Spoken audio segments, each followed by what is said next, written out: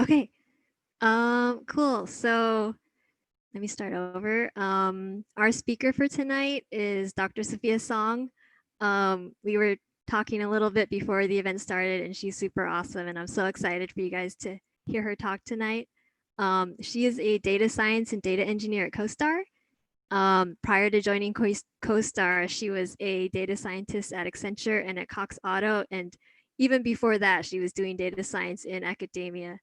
So she is super knowledgeable on the subject, and I'm so excited to hear about these machine learning algorithms. So, Dr. Sophia Sang, I'll let you take it away.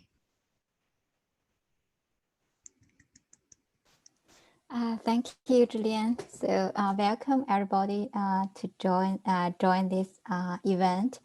I saw my boss Nat here. Thank you. Yeah. And yeah, so let me share my screen with you guys. Oh, it's the side. Thank you. Yeah. So yeah, first let me minimize this one.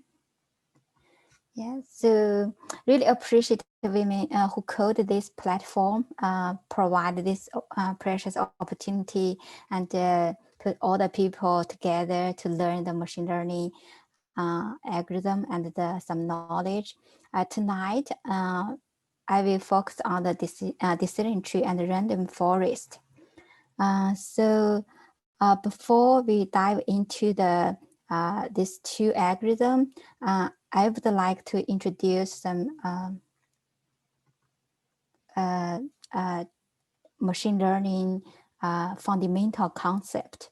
So yeah, so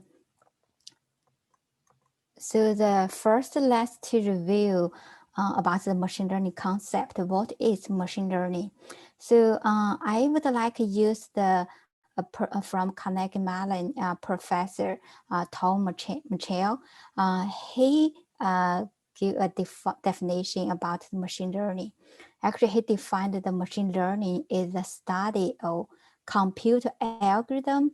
This algorithm allow the computer program to automatically improve through the experience. Here, I understand that this improve, it means get some intelligence. So that's another, we usually also call machine learning as artificial intelligence, right? It means the machine can get the intelligence, can automatically to get the intelligence. So this one is pretty similar with the human beings' behavior. So how we learn, we also through the experience.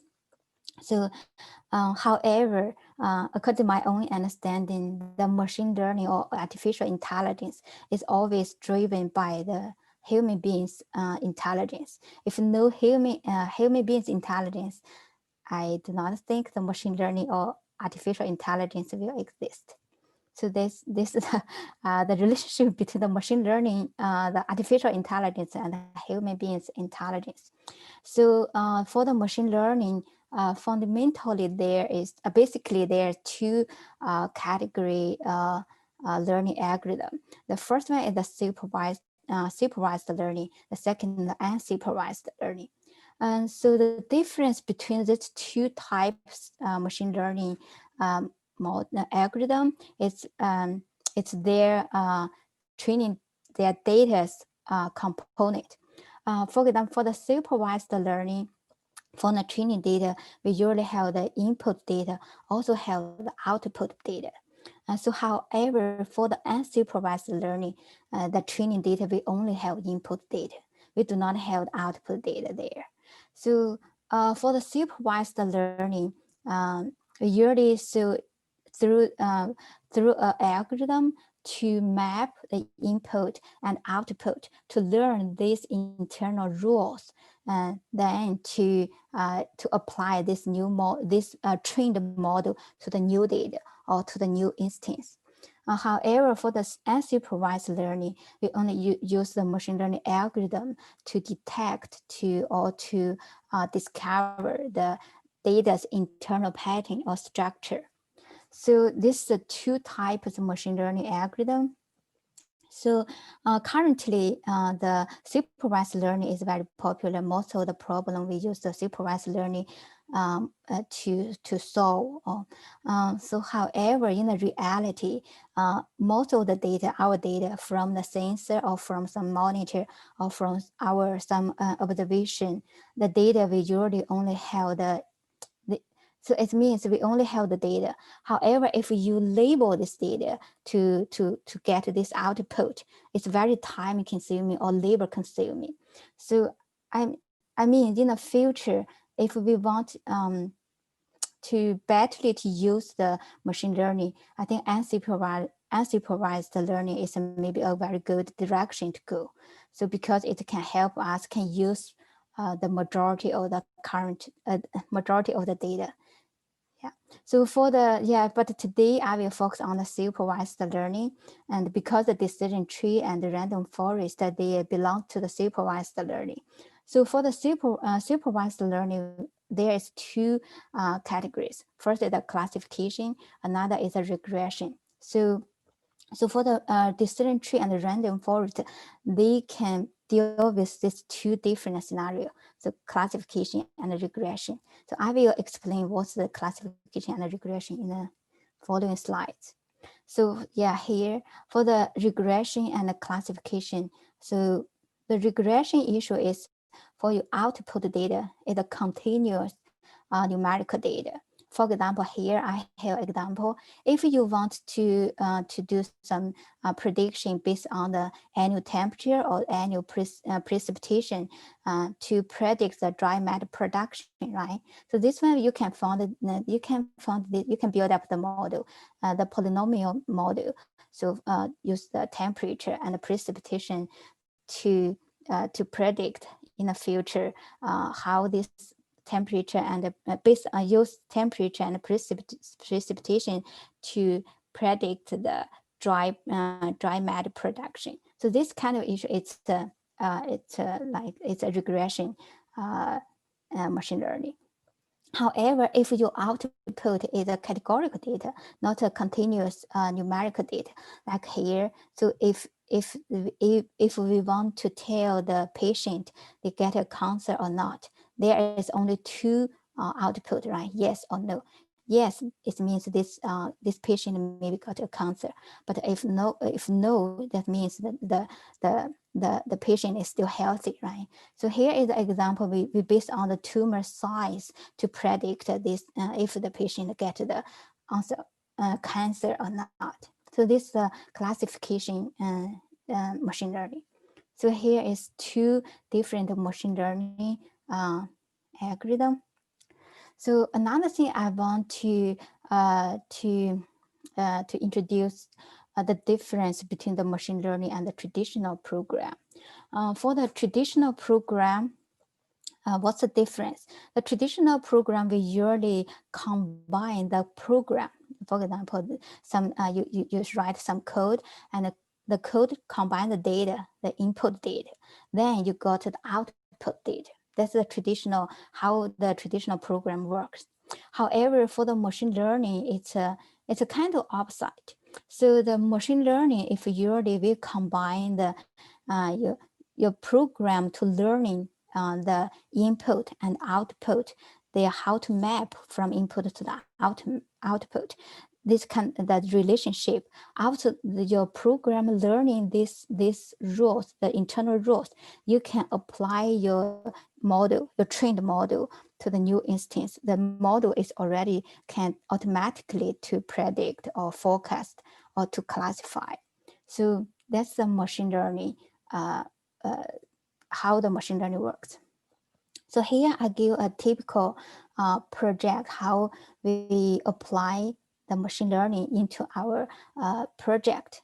So for example, if you want to use machine learning into your project, you want to apply this method, you should identify you need to have a clear goal. What's your business goal? You need to, what kind of business problem you want to solve. Then you need to identify that. Then after you identify the business problem or business question, you need to identify the data, what kind of data can help to solve this problem. And then after you got the data, identify the data, you need to identify the machine learning algorithm, because we have multiple different machine learning algorithm, right? We have linear regression, we have logistical regression, we have tree families algorithm, we also have the neural network. Which one is good for us? So yeah, you need to identify, then to combine all this together. Yeah, ultimately you can finish or complete your project. So for example here, if in my company, for example, if I want to detect which cohort a user, they maybe can pay that bill late. I want to detect, I want to identify these cohort users or these customers. I need to identify or need to find some data, all these customers, their demographic data, or their if this user they pay, historically they pay the bill late or not. So we combine all this data together and the machine learning, then to train our model. Finally, if we have new customer coming, we can use this model to detect or to tell if this new customer will pay the bill late or not. So this is a typical how we apply the machine learning into our project. So the another concept is the machine learning, how the machine learning works. So in our project, so the ultimate goal for the machine learning is to predict or forecast our based on our historical data to train our model, then our model to do the prediction. So the model's prediction or forecast is as close as possible to our real data, which means the difference, the model's prediction is very close to the real data. So that's the goal. That's the machine learning ultimate goal. So in order to evaluate the model performance, we usually, if we have the historical data, right, we usually split the data into two parts: the sorry, the training data and the test data. For both the training data and the test data, for both data, for the supervised learning, right, we have the input data, we also have the output data. So for this one, we usually use the training data to train our model, let our model to learn through this data to find the relation or rules, the relationship between the input and output. After we train the data well, then apply our trained model to the test data. Use the test data to evaluate our model to see if our model performance is good or not. So that's the typical procedure, how we use the machine learning algorithm, right? So however, in this procedure, we easily can make some mistake. Right? So the first mistake is to be easily to, when we train the model, however, the model did not pay much attention to our training data. So for example, the first one is underfit, right? So actually our data pattern is a kind of polynomial. However, we use a very simple linear regression model to represent a relationship between our input data and output data. If we use this model for the new data or for the test data, our model performance will not good. So in contrast, another direction is, in order to make our model perform very well, in order to make our model's prediction and the real data is very similar, we build up the model very complex and let the model to capture every the pattern. However, during this procedure, you maybe let the model to capture some noise signal in our data. So this noise signal in other new data or in the test data, they maybe do not have this kind of signals. So if you apply this trained model to the new test data, or new data, your model performance will either not good. So it's the same thing like underfit. The difference is between the underfit and the overfit is the model performance in a training data. So in a training data for the overfit, your model performance is very good. However, if you apply this model to another model, the model performance it will decrease. So under this situation, we should be aware. So we shouldn't make our model too complex, also shouldn't make it too simple. So we should keep our model its optimal status. It lets the model capture our data's pattern and also to make the model not too simple or also make the model too complex to overfit. So I think that's all the fundamental concept about the machine learning. So another thing is the machine learning currently there. I think currently there are three most popular algorithm applied in the current, either in the industrial or in the academia. So these three model is the linear regression model and the trained learning model and the neural network model. So personally, I I my favorite algorithm is the trained learning model. So because the trained learning model is not so complex like the neural network, or not like the neural network is totally a black box, right? Trained learning model sometimes you can interpret and you can get some idea about your data, how you from this input data can get that output. So, but the linear regression model is a kind of simple. So that's why personally the tree learning models is my favorite algorithm, and so that's why tonight I selected the decision tree and random forest as a topic to introduce this machine learning. So that's all the fundamental concept of the machine learning. Uh, if you have any questions, please interrupt me at any time. So yeah. So so that's a review about the fundamental concept about machine learning. So now let's to dive into the decision tree.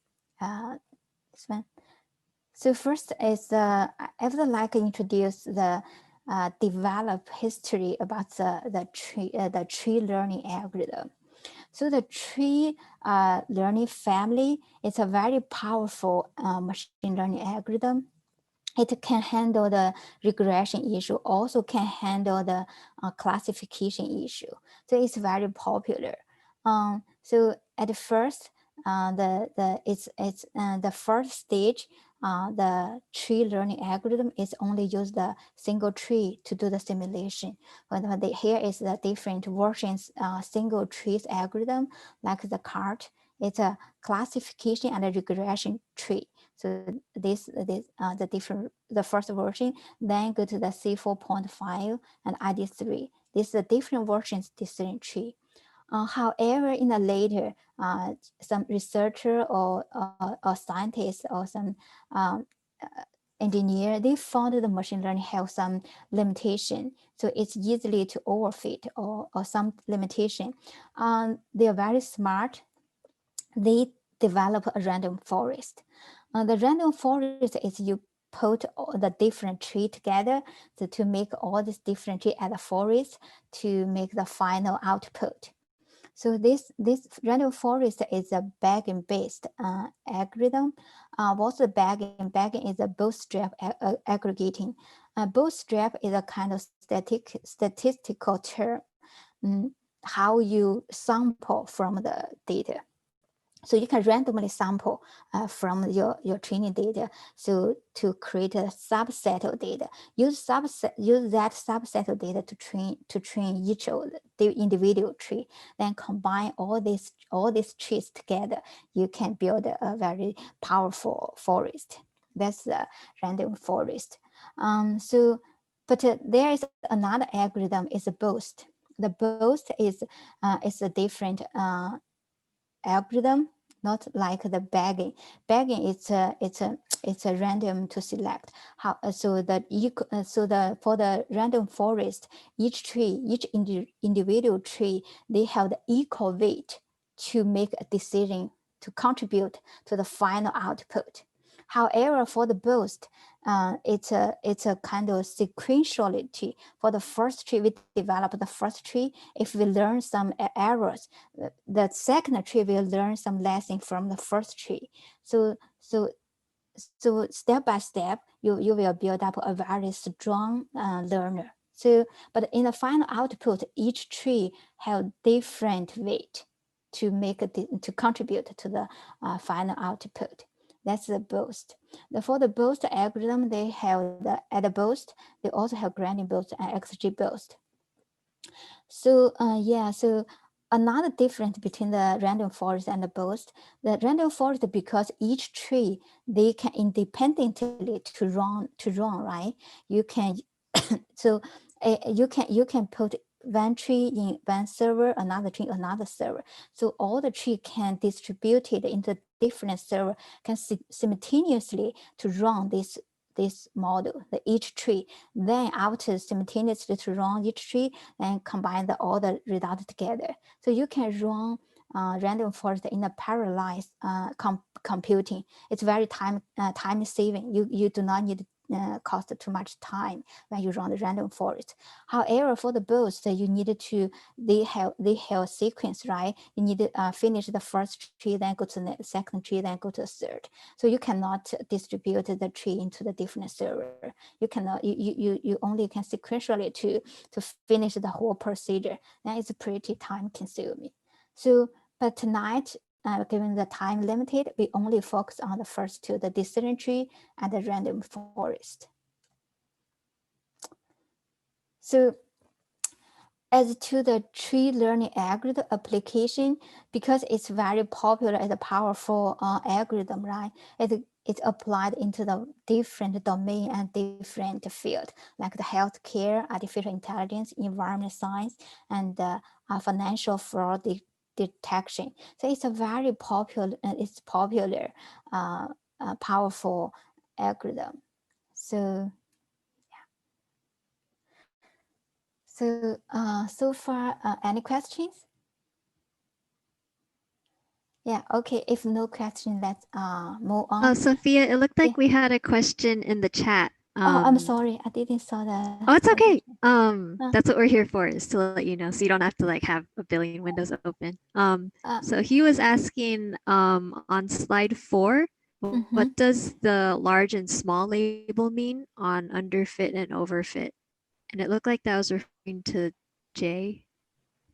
Oh, the large and the small, it means the difference between your model prediction and the real data. If you calculate the difference between your prediction value and the real value, and the difference is large for the underfit. However, for the overfit, your difference is pretty small, right? It's small.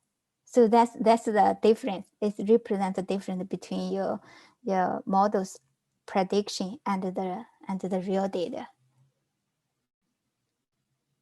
Does that make sense?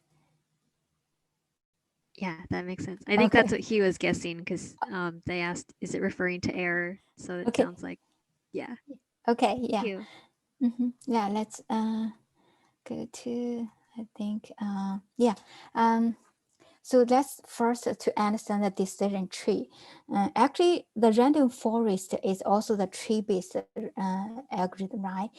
He just combined all the multiple trees together to make it very powerful, right? So the tree is very fundamental for the decision tree and the random forest.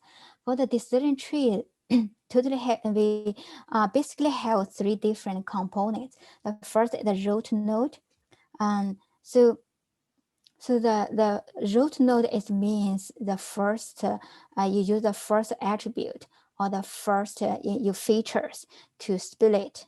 Then based on some rules, if for example if age or something, if age greater than, we go to the left, if less than, go to the right, the branch. So this is a root node. Then go to the next level is the internal node. The internal node can also to split. So you can go to another levels, and another level is leaf node and also the internal node. So the root node and internal node you can split. However, for the leaf node, it stop there. You do not split it again. So for this branch, it stop here. So this the three different components for the decision tree. So here I will give an example. Here I have a toy data set, and for this toy data set, I have 4 different features: age, income, student or not, student if it's a student, or credit rating, and if this person, for each record is a person's record, right? But this person, if they already buy a computer or not. So this our toy data. So based on this data, I will build up a decision tree. Actually, when you build up develop a decision tree, its decision tree is a greedy algorithm, right? It's very greedy. It's construct the tree in a top down from the top, from a root node start. It's a top down and divide and conquer manner. So this is how we build up, develop a decision tree. For example, here I have 4 different features. I will use age. I have 3 different categories for the age, right? Youth, middle-aged, and senior. I have these three different age category. I will split the age into 3 different 3 branches. In this second branch, I will use the student, if there's a student or not. I will split it again, then go to the leaf node. So for the right branch, I use the credit rating, then to split. So this is how we build up a decision tree. But when we I'm sorry, build up the decision tree, we maybe have a question. So we totally have four features, right? Which feature we should use at the first root node, or in the second level, which feature we should use at the second level's feature? So this is a question, right? We should have some algorithm, or we should have some we should know how to decide which feature located which node, which levels node, right? So why we put age here? So we should have some information to decide, right? So let's go to the theoretical basis. A little bit complicated for this part, but it's very useful, this one. So node selection for the decision tree. So it's an entropy-based measure. So here it's an information gain. It's based on the information gain to make the decision. There is another measure, it's a Gini index measure. But for the Gini index, I didn't find the theoretical basis, how they developed that method. I didn't find that. But for the entropy-based measure, I found their theoretical basis. So that's why I use this one, entropy-based measure, to explain how to make to select the decision tree node. So for this one, I think we should really appreciate Claude Shannon. He is a very smart guy, and he in 1948 he published a paper. It's about a mathematics theory of communication. So in here he introduced the entropy, use entropy to relate it to the information. So for example here, so this is the hx, it means entropy, how to calculate the entropy for each different object. So you can use for inside that object, the object have different components, right? For each component, that probability, time, their log 2-based probability.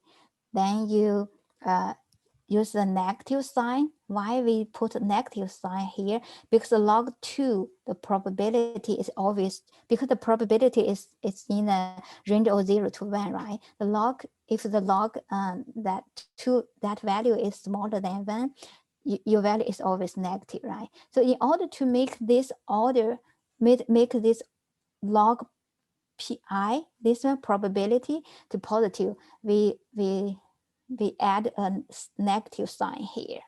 So we will combine all these, all the components, their probability times the log 2 probability together. We can got that objective, the entropy Hx. So here I give an example for here. So for example, if I have a 3-box balls, for the first box, I have the first box, I have 4 balls, right? I have 4 balls, but these 4 balls, all the balls are red. So in this situation, in this box, if I can, every time I draw a ball from this box, I can 100% guarantee I get a red ball. And 100% guarantee I get, no, the possibility, actually the possibility I get the red ball is 100%. However, the possibility I get a green ball is 0. So for this, in this scenario, it's a low uncertainty. Every time you guarantee, you always know what color ball you can get. This is a low uncertainty. It's also low entropy, because this one, the entropy, you calculate based on the Coulomb-Shamans formula. You calculate, use some the green, the red balls probability is equal 1 times log 2 1 is equal 0. For the green ball, it's same. So also 0 times log 2 0, you also got the 0. Sum them together, it's the entropy is 0. This is a low uncertainty. However, in the second ball, I have 3 red ball and 1 green ball. So for the probability to get a red ball, I have 75%. I know I can get a red ball. However, I have 25% to get a green ball. In this situation, it's a medium uncertainty, right? So if you calculate the entropy, it's also, I find that I can get 0.81 for this box entropy. So for the third box, in this box, I have 2 red ball and 2 green ball. So if in this one is 50% to 50%, if I draw a ball, 50% a red ball, 50% is a green ball. So the uncertainty is very high. It's a kind of random guess, right? For anything, if you random guess, you can get a 50% chance to make a correct answer, right? So it's a very high uncertainty. However, if one object is in a very high uncertainty status or in a very high entropy, however, if you can borrow some outside this attribute or outside this information, you can reduce this uncertainty, make this status to make them to the low entropy. So then you can get, during this procedure, from the high entropy or high uncertainty to a low entropy or to a low uncertainty, you can get very certain information. So for example, here, if I based on some information or some attribute, I split this box ball into 2 boxes. One box is red, another box is green. So I split it into the 2 small boxes. So this procedure, we reduce the uncertainty, right? So for these 2 child box, their entropy, both of the entropy is 0. because they're all the red ball and the green ball, right? Based on this formula, this two box entropy is 0. If I use this parent entropy minus this two child entropy, I can get some. If I do that action for this child, these two branches, I got a very pure branch. I can very 100% to know for this box and this box what color ball in that in the both child box. So in this procedure, if you can use some attribute to help you reduce this entropy, and how we calculate this procedure, this kind of information deliver from the parent to the child. So how we calculate this one, we can use the parent entropy minus the two child entropy. We call this value information gain, how information we get. It's a little bit harder.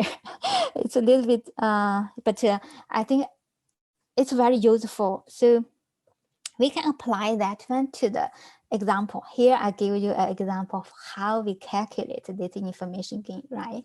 So in order to make the entropy related to the information, I changed their capital, their letter, use I rather than the H. I use I.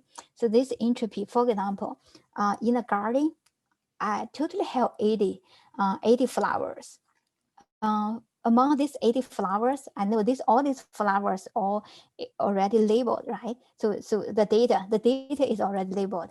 I know there is 40 worst color flower. Another is 40 have the setosa flower. So it's a pretty uncertain situation. So if I calculate this one, the entropy, the entropy for this parent, I based on it plug in all this number. So the property for the versicolor flower and the time that probability, log2 probability plus the second flower's probability and their log together, I got the entropy is equal 1. So fortunately, I got some features about this about all this flower. It's the petal length. If I use this petal, you actually from the picture you can tell the petal length is different, right? If I based on this petal length to split this all this data into two group, yeah, the purpose we will split this one and to make each subgroup as pure as possible. So if I use the petal length to split all this data, if this flower's petal length is smaller than 2.5, 2.45, I will go to the left branch. If it's greater than this value, 2.45, I will go to the right branch. So after I use this one to split, I got for this one, I got the 40 flowers in the left branch. Among these 40 flowers, I have 35 is the worst color, another 5 is setosa. So for this child branch, I calculated that entropy. I got 0.45 entropy. It's definitely decrease the entropy, right? You're from the high uncertainty to a kind of medium uncertainty. So for the right branch, it's the same thing, but it's the opposite as the left, right? The only 5 versicolor and 35 sedosa. The majority is it's one species, one flower. So for the left branch, it's also the majority is the versilla. So after I will sum all these two branches weighted entropy. For example, for this branch, for the left branch, I have 50% compared to the total number, right? 40 divided 80. I have 40. The 40 divided 80. I time their entropy, and also the right branch. I also use their weighted entropy from the parents. subset to minus each child branch's weighted entropy, I will got the information gain for this splitting. So through this procedure, I very very significantly reduce the uncertainty. So this one, I would say the petal length is a very useful feature to help us to reduce this uncertainty and got a very pure subset data. This is the information gain. So any questions for this one?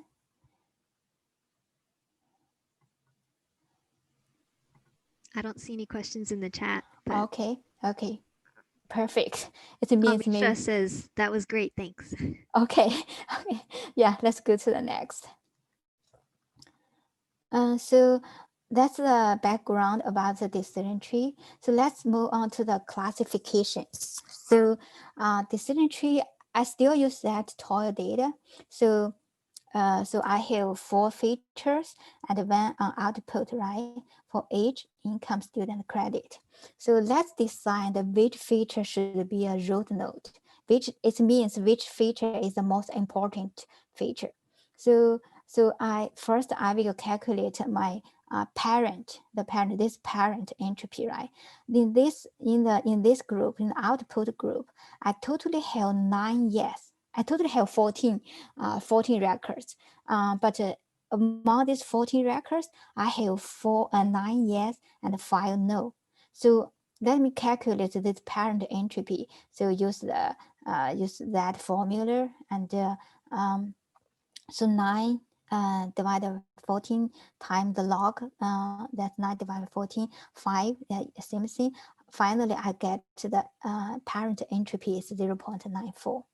So let's give example how we calculate this age entropy for each branch. The age, if we will individually for each feature to calculate that entropy. First, let's calculate the age. For the age, I totally have 3 categories, right?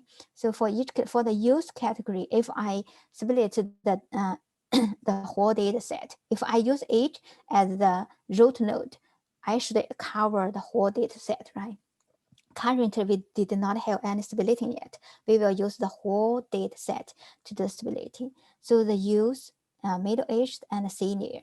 So for the youth, I totally have 2 yes and 3 no. The calculate the entropy is 0.97.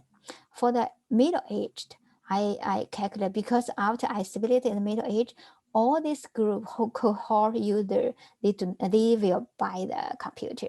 So they are very pure. So the uncertainty, so the entropy is 0. However, if for the senior, so I also have 3 yes and 2 no. I calculate the entropy is 0.97. So then I sum these 3 branches entropy together. I got this. I also sum their weighted entropy. So for this branch, for the use, I have 5. I totally have 5 records. So 5 divided by the total records, I got time their entropy, and sum all these 3 weighted entropy. I got for the age, the total entropy is 0.69. So for this feature, how much information I gain if I use age? So this is the information gain as 0.246. Use the parent entropy minus their age entropy. I got this information gain. Use the same methodology, I can calculate the income entropy, the information gain, and the student information gain, and the credit rating information gain. We compare these 4 features information gain. We find the age. If we use the age, we can get the largest information gain. So that's why we will use the age as our root node. So this how the user information gain to rank the importance for the different features. So that's the age is selected as the root.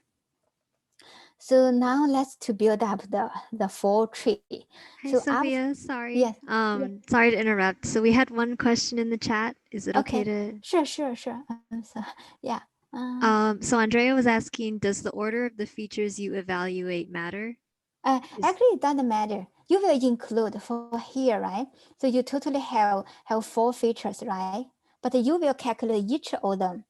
So each of them, they will use a full data set to calculate, right? So finally, after you get each uh, uh, feature information gain, you just compare them. Which one is the largest? Use which feature as the root node. Does yeah, that that make makes sense? sense. Yeah. Okay. Yeah. So Thank you. yeah. So here I just use the age as an example. You definitely can use the income or student or credit to as an example to first to calculate that information gain. However, the final after you calculate all the features information gain to compare them, then select the most important feature as your root node. Okay. Yeah. Let's go to the next. After you make your first root node, right? You go to the left branch. In this branch, you also use the same methodology to select from. You already did the age, right? In this branch, you will use the income, student credit rating. You will to calculate these three. But however, you should know in this one you have a subset of data, not the all or not the all data set, right? For this one, you only for the youth, you only have 5 records. Based on these 5 records, you will calculate the income, student, and the credit rating, their information key. If you split, continue to split, how each feature, if you split their information key. So in this one, finally we decide the student is when student is the most important for this branch. For the right branch, you find the credit rating. This one is when it's the most important for this branch. But each time you should base on this subset data to calculate rather than your parent. This subset is a parent uh, node. Then you split it, create a 2 or 3 child node. Then use the parent node entropy to minus the sum weighted sum of child entropy. So, but in the middle age for this middle age, because all the records their label is yes, they will buy a computer. In this situation, if all your records they belongs to one class or one, for example, for all these people they belong to buy a computer is yes. It's not necessary to split it again, right? So because if you split, it's already it's pure in this situation. You do not need you should stop here. Do not do the splitting. So yeah, so for this data set, after for the left side also, if we split based on the student, we got the this left side all the person will not buy a computer. For the right, it will all the user all the person they buy a computer. All the for all these node they are all pure. It's very pure. It actually it's just a toy data. In the reality, the data set, the data you even sometimes it's not so uh, ideal. So sometimes it's always a little bit mixed. Majority is belong to the one class, but there are still minority maybe belong to another class. But sometimes that's why I said the decision tree is very greedy, right? You can if not pure, you can split again. So that's why the decision tree is very easily to overfit. If you split, you develop a very powerful tree. Made your tree is very complex, and this complex maybe capture some noise information. So if you apply this tree to the new incoming data, it will easily overfit. So yeah, so here I list several stop criteria. So for example, if you in this node, all you your data return only one category, or you out this one, the label is only one category, you should stop. Yeah. So another thing, if you have no further splitting possible, if you do not have any attribute to split, yeah, you also can stop there. So here I will give an example. If you have new coming in, right? You have new coming, new person's information coming in. If that person it belongs to youth, you should go to this branch. But and that person is a student, you should go to this branch. Go to yes. Then finally you will predict that person will buy a computer. So if that person is middle aged, you do not need to do anything more. Just tell if middle aged, that person will buy a computer. The same thing for the senior. So if you get some new data, you can use this tree to do the predict or to do the classification. So yeah, that's the classification. So however, for the Sorry, classification, Sophia, we got yes. another question. Oh, sure. Go ahead. So, Alex, would you want to unmute and ask your question? Yeah. So in the previous slide, or in this slide, Sorry. Oh. Sorry. If the data hadn't already been all sorted at that point, can you use a feature in more than one place? So can you say like, if someone is a youth and they're not a student, we want to check credit rating, or only one place for each? It's a very good question, I think, but however here, so you already use the age, right? So in the second level, if you use age again, because in this branch, all the age is pure, right? All the age is youth for this subset, right? So it's not necessary to use that attribute again. So in this branch. So for this one, it's the same thing. If you already using the root node, you already use age, right? So if here, your branch for the age is pure, it's already all this subset data is belong to senior.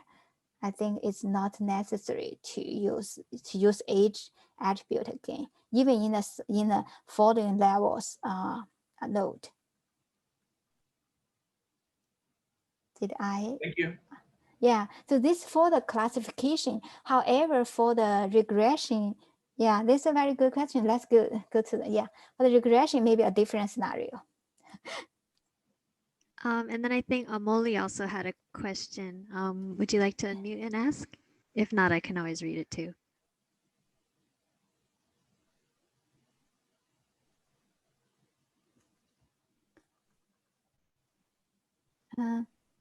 I see that you're unmuted, but unfortunately we can't hear you. I'll just read it then, sorry. Will a categorical feature with many levels affect performance of the model? Actually, the performance out for the final, for example, right? So for this, we will count the final, the leaf node, right? And this is the question, right?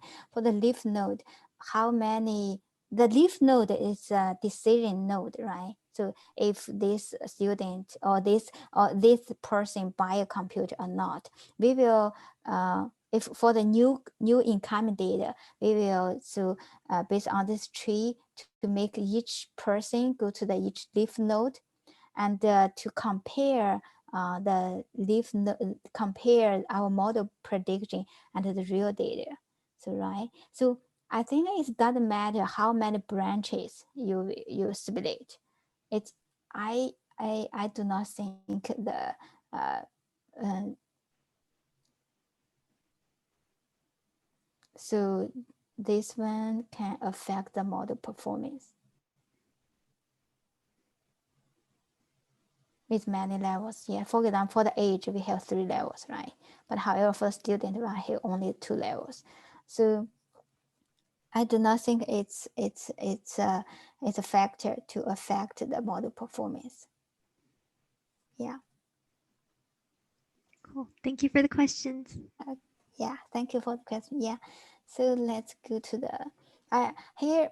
Why I put this slide here, and before, this afternoon I struggled a little bit if I should put this or not. But finally, I think I should put here because the classification, when you evaluate the classification algorithm, it's a little harder than the regression. Because for the some people always to pursue their model as accurate as possible.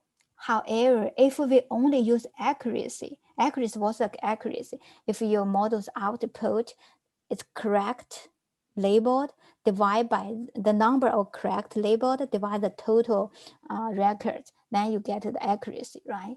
So for example, if I have 100 records, 90% they labeled is same with the real data.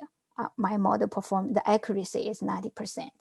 However, in some situation, if we only use accuracy, it's not enough. For example, if I give you an example, so for an airplane, inside that airplane, I have 100% arrive to US. I try to use a machine learning algorithm to detect if inside this 100% have it's a terrorist or not. If I use that machine learning to detect. So if you do nothing, just think the 100%, all the person is not terrorist. However, in the reality, there is maybe 1 or 2% is a terrorist. So you don't need to do anything. You just think that's 100%, all the person is not terrorist. So you get the accuracy, right? Accuracy very high. If there is, in the reality, there is only 2% is a terrorist. If you just define all this person is not terrorist, you still get 98% accuracy. So if you use this accuracy to evaluate in this very imbalanced data set, you will totally failed, I think. Because the majority is not a terrorist, right? There is only 2% is a terrorist. If you only use this accuracy to measure model evaluation, this model doesn't make any sense, doesn't have any value. It's not valuable.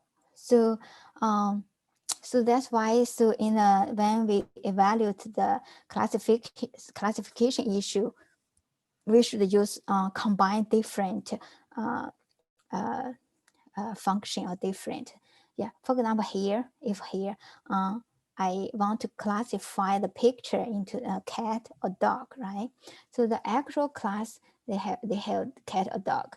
My model's predicted class also have cat or dog. So if my model's prediction is consistent with the actual class, I will call this one is a true positive. However, in the actual, it's a dog. My model classify it as a cat, this one. So it's a false positive. So the same thing for the dog is the same thing. In a reality, the actual, it's a cat. However, I classify, my model classify it's a cat. In reality, it's a dog. In the reality, it's a cat, right? But however, my model classify as a dog. So the same, it's a false negative. The same thing. My model classify this dog, and this in reality is a real dog. So it's a true negative. So we need to calculate some item like the precision. The precision is how it means you use a true positive, divide this true positive, divide the true positive plus the false positive. So if you detect some case as a positive, use a model, right? How your model predict the positive case is a real positive case. That's a precision. So this one item. Another item is a sensitivity, or we call the recall. The recall is we usually use the true positive divided by the true positive plus the false negative. True positive and false. It means this term, it means in the reality, I totally have this kind of true positive in the reality. However, my model only detect part of them. So how much percentage my model did really detect the true positive? So combine this item, I can create this F1 score. Use this F1 score to evaluate that imbalanced mode data set. It will much better than you only use accuracy. Actually, for this topic, it's a very long story. They have different material. They have different algorithm methodology. Yeah, you guys can maybe make some research about this topic. So for the how to evaluate the classification. So it's a little bit complex. However, if you understand this and these two picture, it will be easier to understand this topic. Yeah. So this is a classification evaluation. So let's move on to the regression tree. So I told you the tree family is very powerful. They can handle the classification issue. It also can handle the regression issue. For example, here I have a toy data set. My output will be the mile per gallon. I have two features, cylinder and horsepower. So I just based on this, cylinder is a category. I have three categories, 6, 8, and 4, right? For the horsepower, I have the continuous numerical data. I can build up based on this data, all these features to split the data into the different branch. Then finally, I got the leaf node, right? I will average this leaf node their output for this subset output. For example, for this branch, I will average get the average value is 13.4. For this branch, I got the 18.3, and this branch is 26.7. Use this each branches their leaf nodes average value as our final prediction value. For example, if I have a new data record coming in, right? I will build the cylinder and go to a different branch. Then based on the horsepower, go to different branch. Then I will calculate, use this value as their final prediction value. So this is a decision tree. So no, decision regression decision tree. So however, so like the classification tree, we usually use the information gain, right, to decide, to rank the different features importance. However, for the regression issue, it's a different story. We do not use the information gain. So here we will use another item to evaluate. So their importance. We use a sum square residual. So let me explain how to calculate this value. So for example, for here, I only use this horsepower as the example feature to explain. So this feature, output still is a mile per gallon, right? My input is horsepower. I will sort this feature from ascending order to sort this feature. For each pair close this two value, I will calculate that average or mean. For each pair of data, I got the mean value. For the first two value, I got 57. For the last two value, I got 299.5. Based on this mean value, I will use this mean value as a split point for this feature. So for example, the first I will try use 57 to split. If this record smaller than 57, I go to the branch. If greater than value, I go to another branch. So because it's the first two value, right? I only have one record less than this value. So here I will use this branch's records average value because here I only have one record, right? So my prediction value will 30.4. However, for this branch, I have so many different records. I will average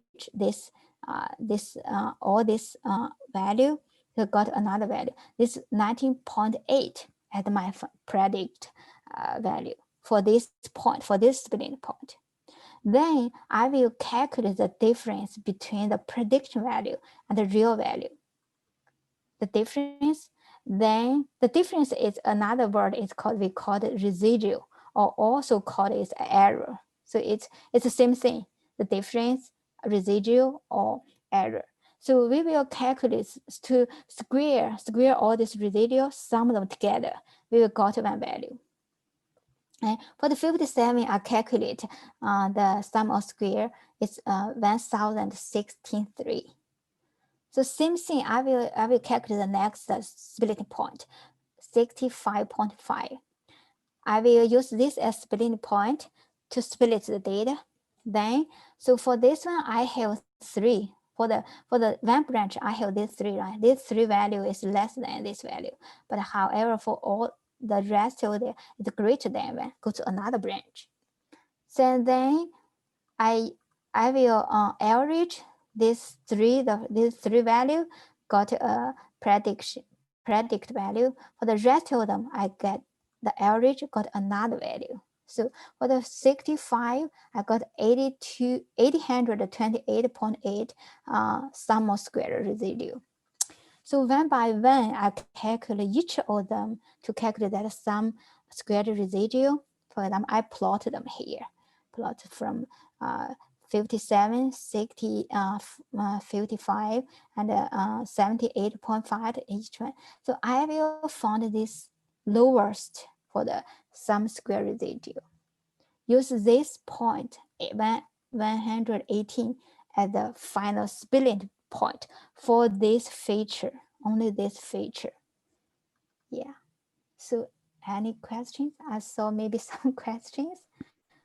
We do have some questions. I'm thinking in the interest of time, maybe we just save the rest of the questions for the end. Okay. That's okay. Yeah. Good point. Okay. So that's only one feature, right? So if we have multiple features, we can use the same methodology to calculate the different features, right? So this WT I calculate. I found for the WT, I found at this point, we got the minimum sum squared residue. So I compare these two features, minimum sum square. So this WT is absolutely smaller than the HP, right? So finally, we will use this WT as our root node. Go to the next node. Go to the next level node. You also can calculate the different features, sum of squares residue. So same thing, that use the same methodology. So you can design this node in different level. So how we calculate the regression tree? So for the regression issue, it's much easier than the classification. So for this error, we will define this as error or residual between the difference between the real data and the predict data. We can use the mean squared error, or the root mean squared error, or mean absolute error, or mean absolute percentage error. So, but the mean squared error is always the typical, the most popular method to evaluate the regression algorithm. Yeah. So that's the decision tree. Actually, decision tree is very powerful. However, the decision tree is like I told you, it's very easily, because it's very greedy. It's you can easily to build up a very complex model. It's very easily to overfit. However, the decision tree has some another limitation is unstable. So if you change your data point a little bit, change the value of that one data point, your model structure, your tree structure may be changed. Yeah, so it's very unstable. So based on this limitation, so the random forest come in. So the random forest is one program we call it ensemble learning.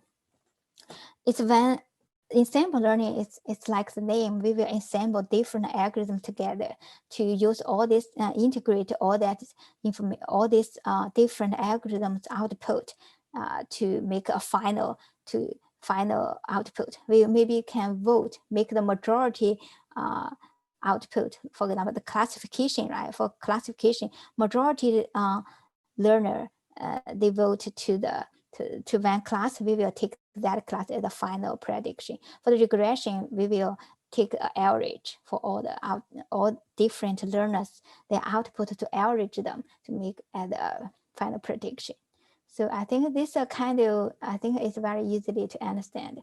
It's a kind of, we call this a wisdom crowd, like the presidential election, all the people to vote, and then finally we can count the majority, it win. So this is the same idea for the ensemble learning. So here I want to prove why the ensemble learning is very hard to make a wrong decision. It's not for it's the ensemble learning is very powerful. It's not easy to make an error or to make a wrong decision. So for example, if suppose I have n learners. However, in this n learners, I have key learners. Maybe you can make a mistake, right? So for each learner's probability to make the error, the probability is p. The probability is p. So here I have an example. If the p equal to 0.2, it means your learner's accuracy is 80%. It's a typical value, right? So if your model performance or accuracy is small, it's very lower than 50%, it doesn't make sense. It means your model is it's not valuable at all. It's low, even lower than a random guess. It's not. So if your model make errors possibility is at 0.8, I think it's a typical value. So if we only have 5 learners, right? So the majority make error, then you this ensemble algorithm will make error, right? So it is supposed as 3 of them make error, we time them together, 0.2 times 0.2 time, another 2 will make a correct answer, right? So we will time there together, we get to the probability, how much probability this ensemble algorithm will make error. So even if we only have 5 learners, our make errors probability is smaller than 0.01. So 99% you will make a correct decision. So even if 20, it's the error possibility is even smaller.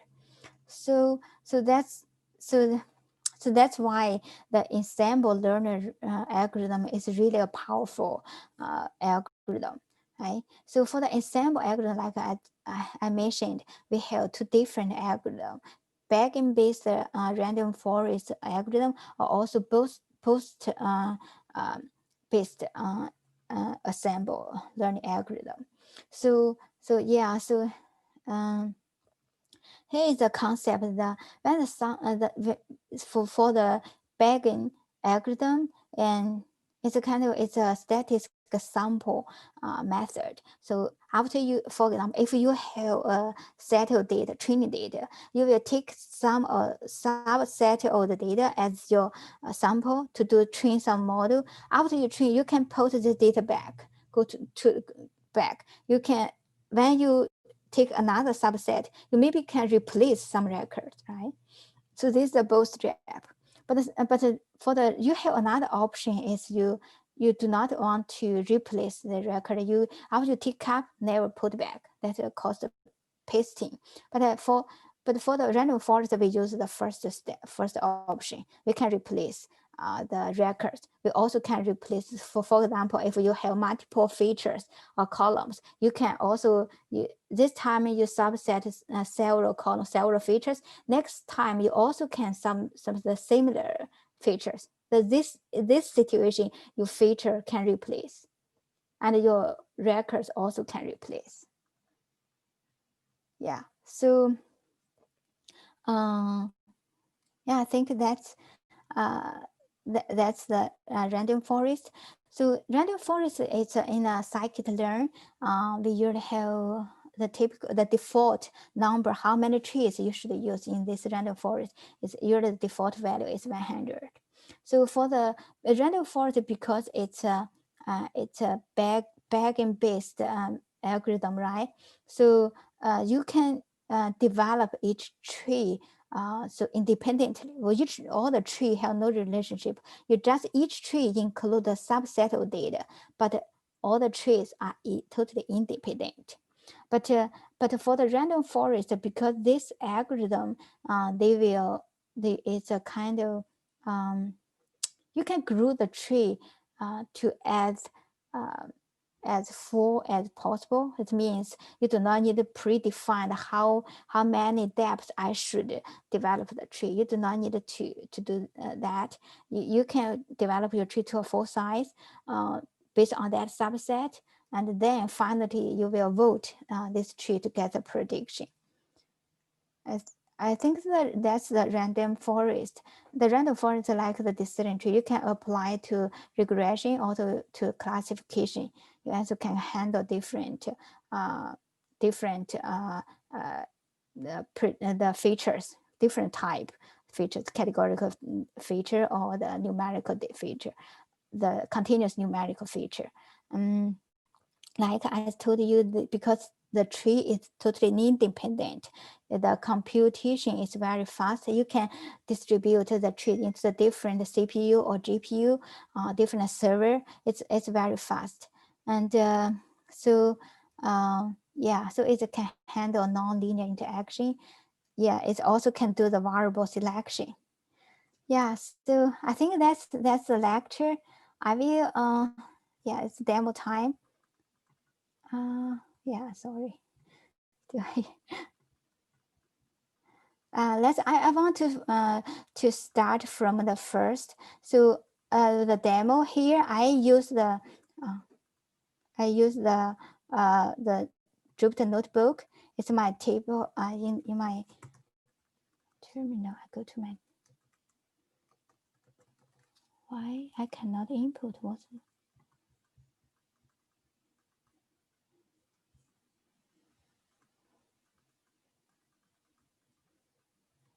oh, here is my terminal. Oh, here is my terminal. I cannot. Here is my terminal. Yeah. Okay. Here's my terminal. The Jupyter Notebook is a API for the Anaconda. You can start from the terminal to input to the Jupyter. I use a Jupyter Lab. Yeah. Here, I go to my yeah. So here is my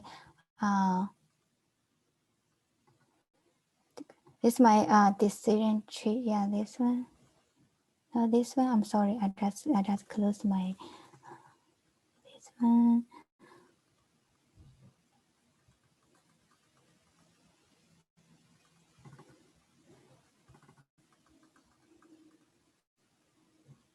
Demo. Yeah, this one is my demo. I will yes, because the time issue.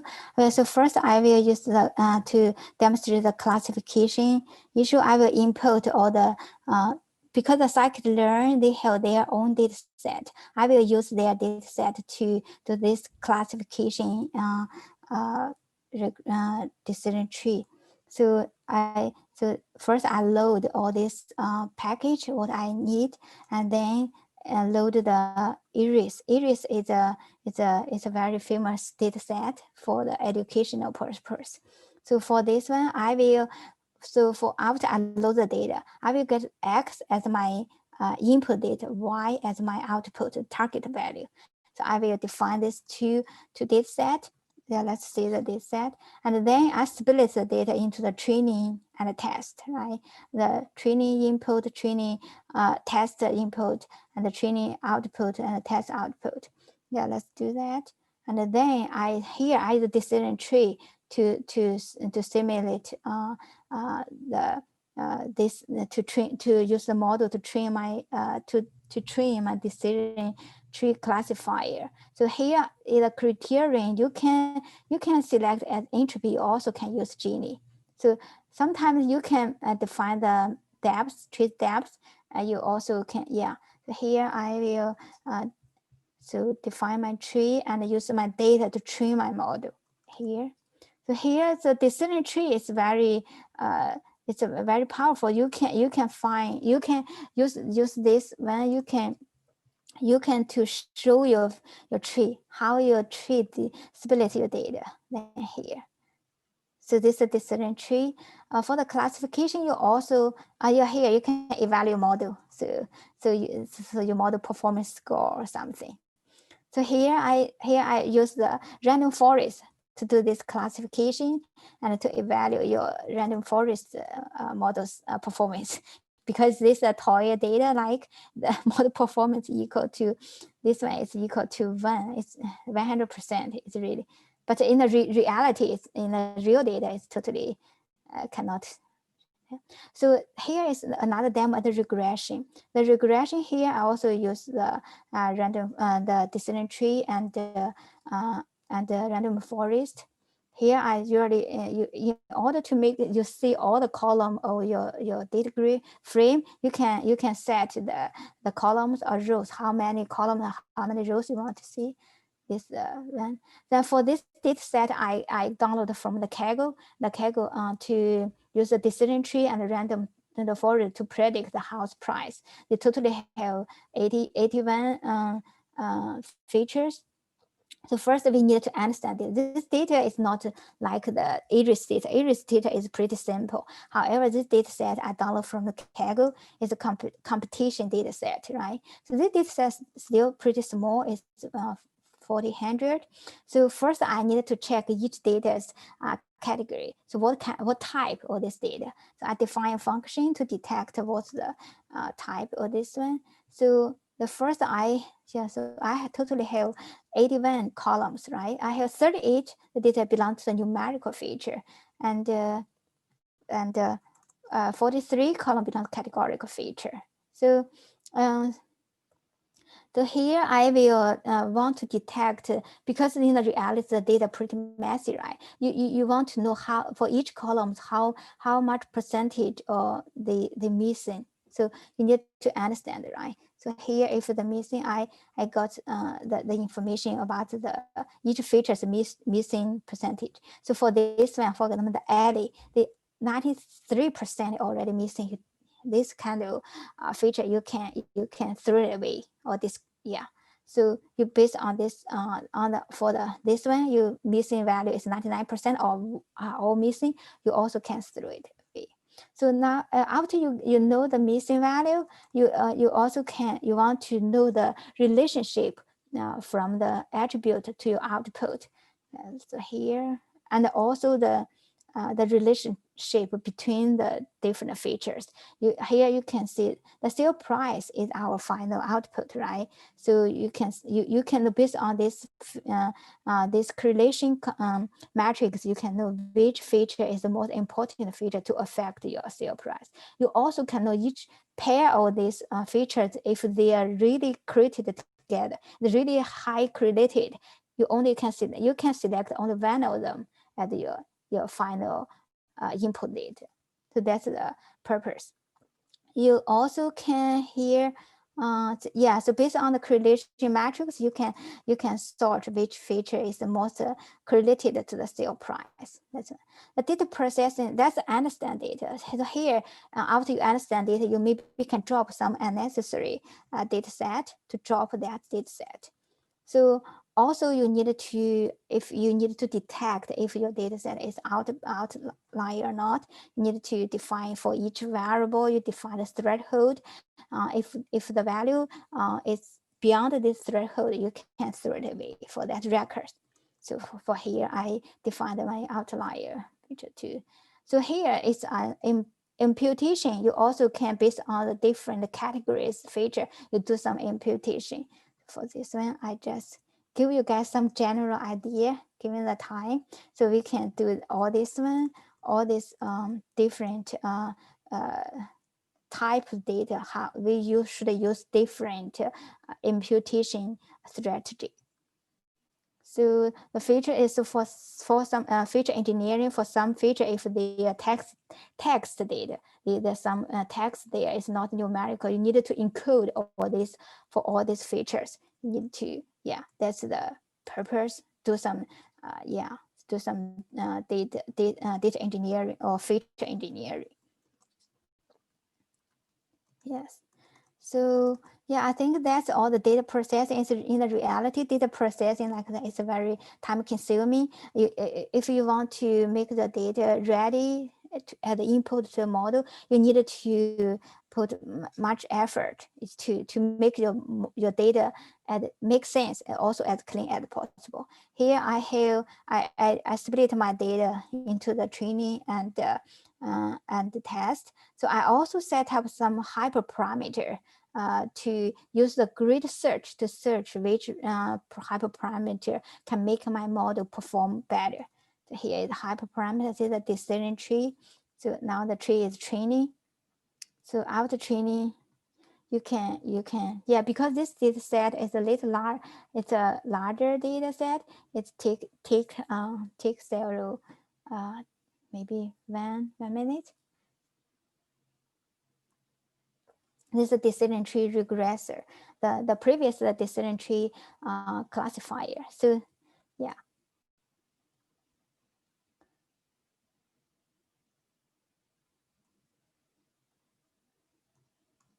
Yeah, it's done. So the training is done. That's pretty, yeah. So our performance, it's for the test data is 97, it's 79. So for my random forest, I also set up some hyperparameter. Then to train my model, it also maybe take well, 2 minutes.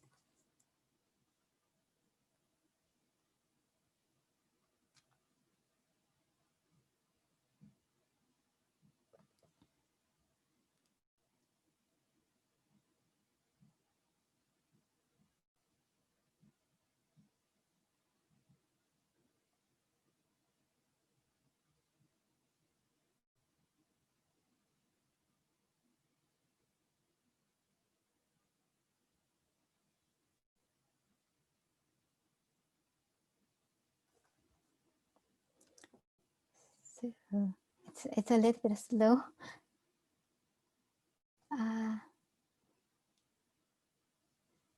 Yeah, but finally, I pre-run this model. The model performance is 90.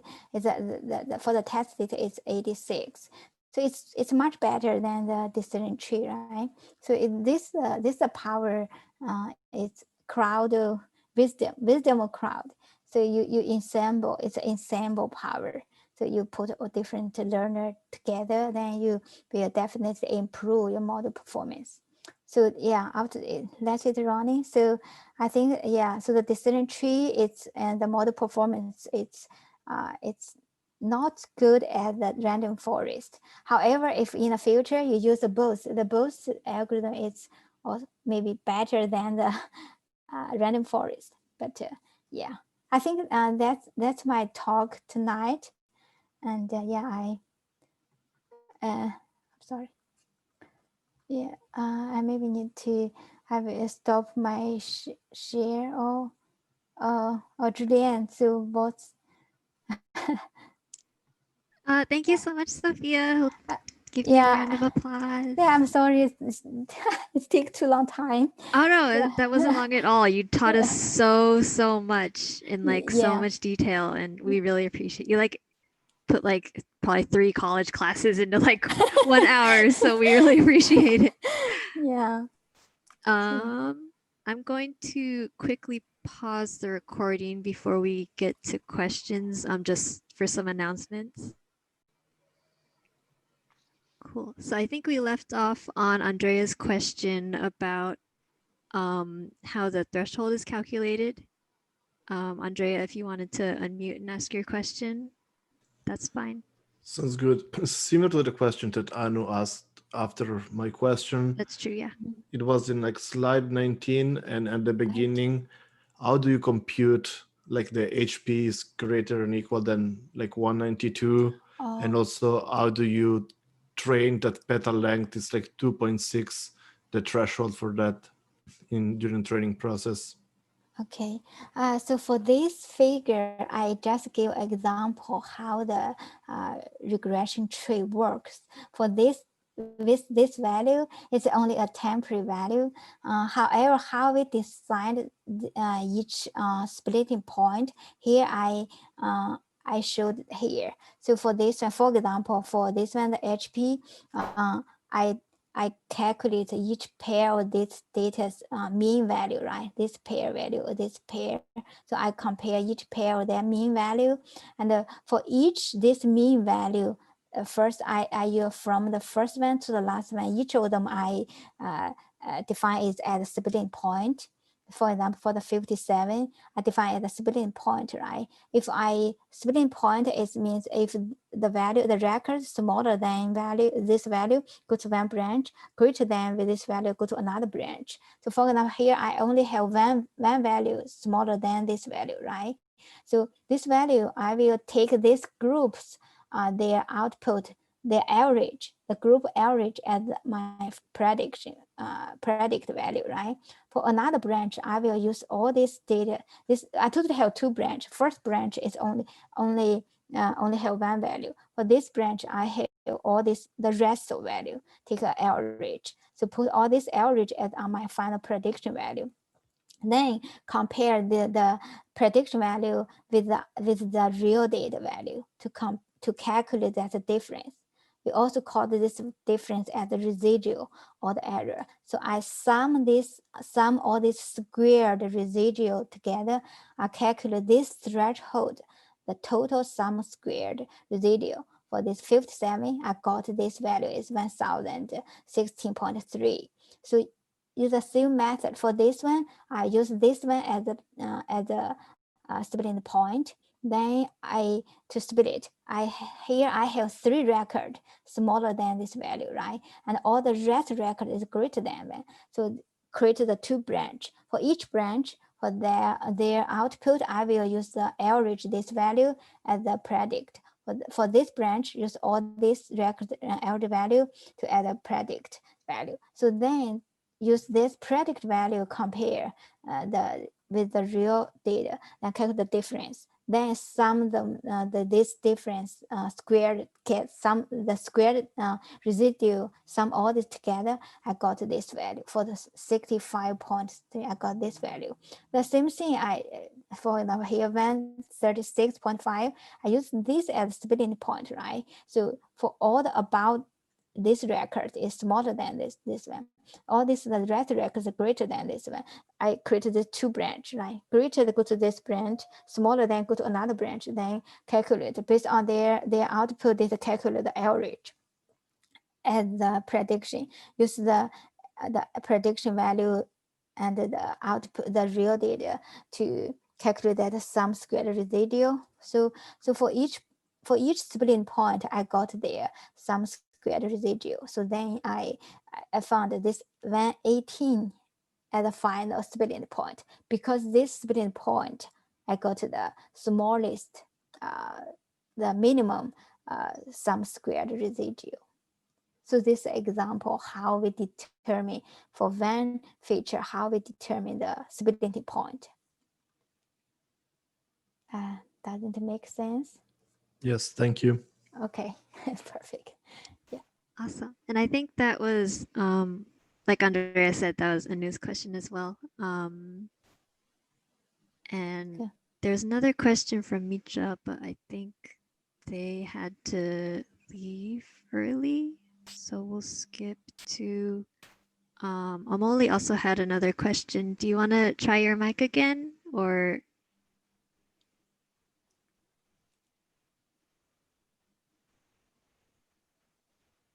I'm sorry, Amoli.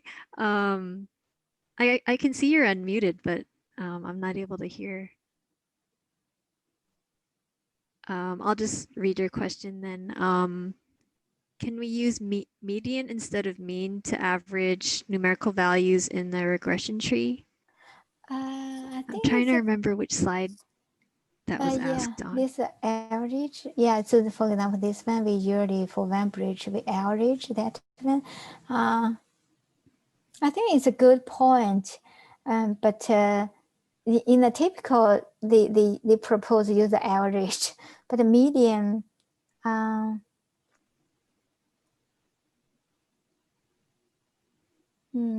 That's Oh yeah, they confirmed that it's in reference to slide 20. So this current slide slide. 20. Okay, yeah. So I think median.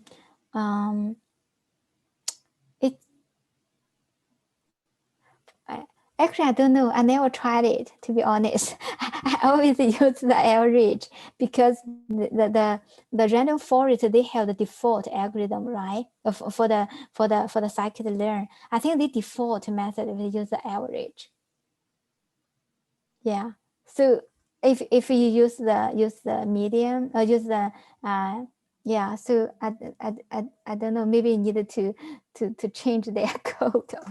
Yeah, so I think the default algorithm use the mean, use the average. Yeah, so I never thought that, but it's a good point. To be honest, I don't know that. Yeah. So if you use the median, then it's a Molly's algorithm. Yeah. Yeah. I think Jessica had a question. Hi, yeah. I was wondering, you mentioned that a typical random forest could have like 100 trees in it. If you're using a data set that is, of moderate size, is it okay for the testing data or the training data to overlap between the different trees? Or are you really trying to get like a unique subset of data for each of those trees, or does it matter? No, for like I mentioned here, they have two algorithms. It's a very good question. Yeah, really appreciate your question. So they have two algorithms. The first is the bagging-based algorithm, right? So for this algorithm, you can repeat your instance, because every time you sample data from your training data, right? After you sample, then you put it back. It's still in a pool, that data. So if you do another tree, you also from the whole data set to sample. You cannot avoid to use a unique, for each tree is a unique data set. No, it's the tree, they have some overlap for the training data. Yeah. Great, thank you. Yeah. Awesome. I think that's all the questions we had for the chat. So if you do have a question that you want to ask, feel free to raise your hand. I see Li Yuan has their hand raised. Yeah. Hi, Sophia. Excellent talk. I have two questions. Okay. For selecting the root node for building the decision tree, we selected the root based on the to what extent the variable can contribute to reduce the entropy. So is it a possibility the other variables contribute similarly to reducing the entropy? So what do we do in that situation? So I think it's a very good point. Sometimes maybe especially for the categorical features, right? So maybe this two feature you got the similar subset. So however, in this situation, for me, I will delete one column, only keep one column there. So it means this two column is similar in importance for the output, right? It's a repeat. It's a duplicate for these columns. So this situation, you can't keep one. Use that one can represent this two column, because this two column have the same information. So that's what I will process this data. Okay. So next question. So we have three stopping criteria for building the decision tree. So if all the criteria is met, but the model can explain a small proportion of the variation in the data, will you take further actions for the decision tree?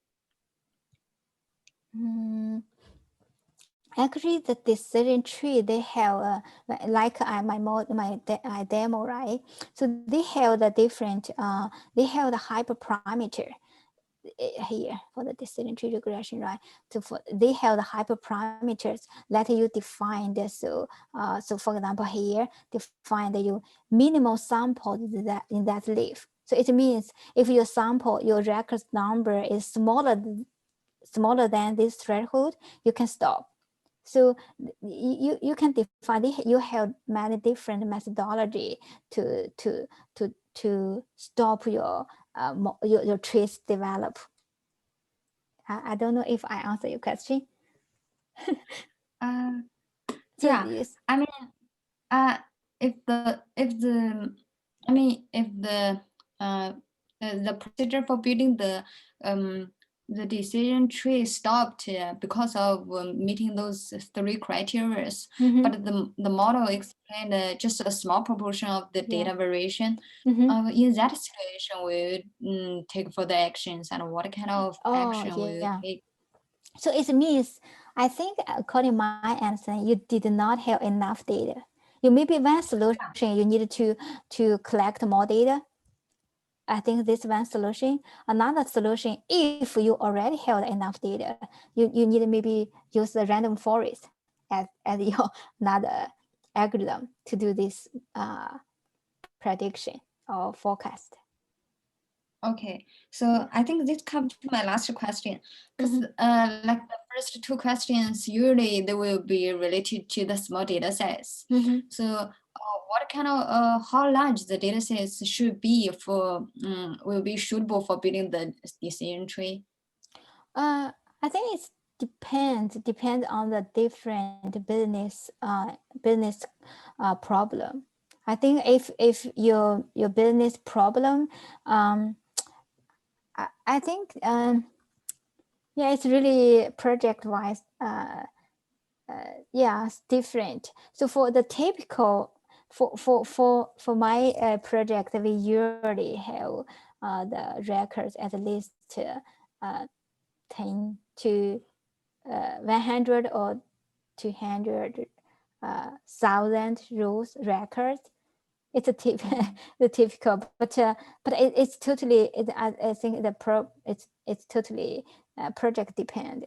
Yeah, so we cannot to give a certain number. We should have some, yeah. So, but for the if your data for the I think the decision tree is a really very sensitive to your data, right? If your data change a little bit, the tree structure is also change. So for the decision tree, I think you need, so you can collect all your data, you can use all your data sets, data source as more as possible, because when you train your decision tree, that's the tree to recognize all the patterns inside your model or your data. So then use this trained model to predict, to forecast, because your trained model already touched all the situations, right? So your model can perform well for the new incoming data or the new, yeah, that I would say that, yeah. Okay, thank you. Sure, welcome. Yeah. Thank you. Those are all great questions. Yeah, yeah. Thank you all. Yeah. Are there any other questions? You can either raise your hand or type it in chat.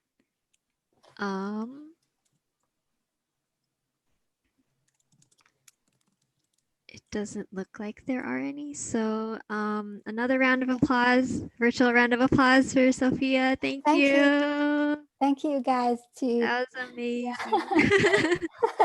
Yes, I'm sorry to take you guys so long time.